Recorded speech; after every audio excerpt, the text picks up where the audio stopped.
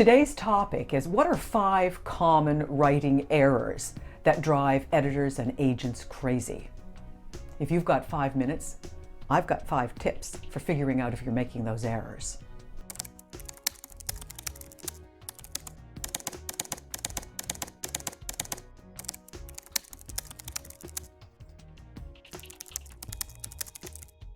I want to start by discussing the fact that proper writing is important. Well, why is it important?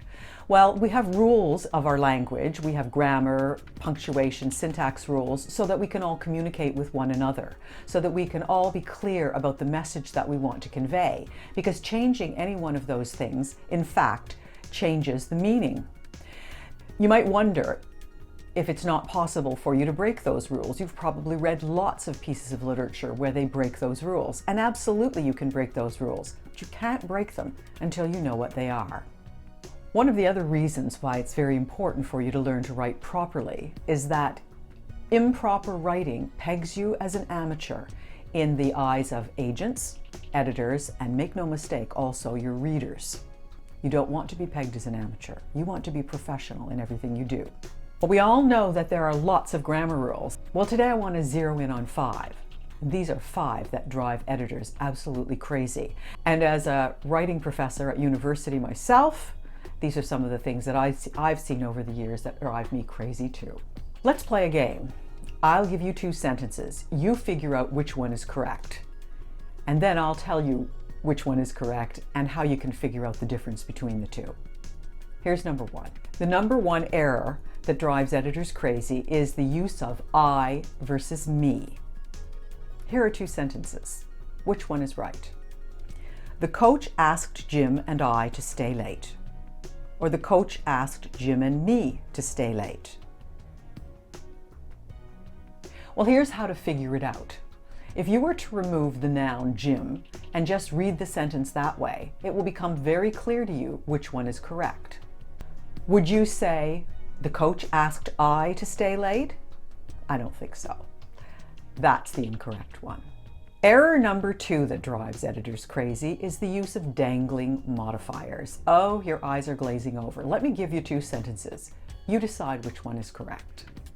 After declining for 3 months, book sales began to revive after Susan's new marketing approach. Or, after declining for 3 months, Susan's marketing approach started to revive book sales. Here's how to figure it out. When you write a descriptive phrase, it should modify the noun that comes immediately before it. So if we go back to our sentences, clearly the first one is correct, because after declining for 3 months modifies the book sales. Number 2 is not correct, and it happens more frequently than you can even imagine. The third error that drives editors crazy is the misuse of the words that and who. And this is a really simple one. Here are 2 sentences. Decide which one is correct. She's a woman who knows what she wants. She's a woman that knows what she wants. Number 1 is correct. And this is very simple. If it's about a person, it's who. If it's about a thing, it's that. The 4th error that editors hate is parallelism errors. Now here are 2 sentences. We went skiing in the mountains, swam in the ocean, and drove in the desert. Or number 2, we went skiing in the mountains, swimming in the ocean, and driving in the desert. Well, if you said the second one is correct, then you are correct. Parallelism means matching grammatical structures. In the first one, we went skiing and we swam. It should be skiing and swimming. Parallel construction. Error number 5 that drives editors crazy is something that I think a lot of people have difficulty with, and this is knowing the difference between using that and which. Let's have a look at these 2 sentences. The sweater that has a moth hole is in the drawer. Or the sweater, which has a moth hole, is in the drawer. Now I want you to look at these 2 sentences very carefully. This is kind of a trick question because they're both correct, but they don't mean the same thing. And if you don't use the correct word, what you're meaning in your sentence is going to be lost. Here's how you can tell the difference. In the first sentence, the sweater that has a moth hole is in the drawer implies that there are also other sweaters in the drawer. But if you look at number 2, the sweater which has a moth hole is in the drawer doesn't necessarily imply that there are other sweaters.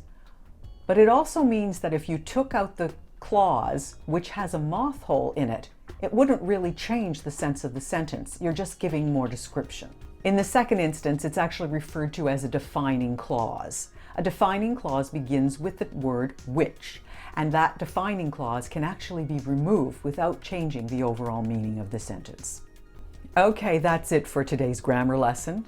But keep in mind that there are many more errors that editors hate, and maybe someday in the future, we'll look at a few more. Right now, I have a manuscript to get back to. Maybe you do too. Let's get back to work. Subscribe to Write, Fix, Repeat, and maybe I can help you improve your writing knowledge and skills. 5 tips at a time.